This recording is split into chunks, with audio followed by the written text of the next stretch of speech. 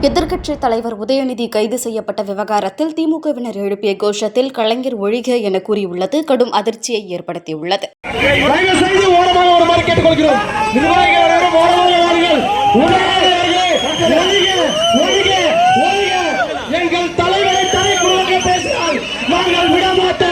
ஒவ்வொருவரும் தக்க பாடம் புகட்டுவோம். ஒழிக ஒழிக ஒழிக.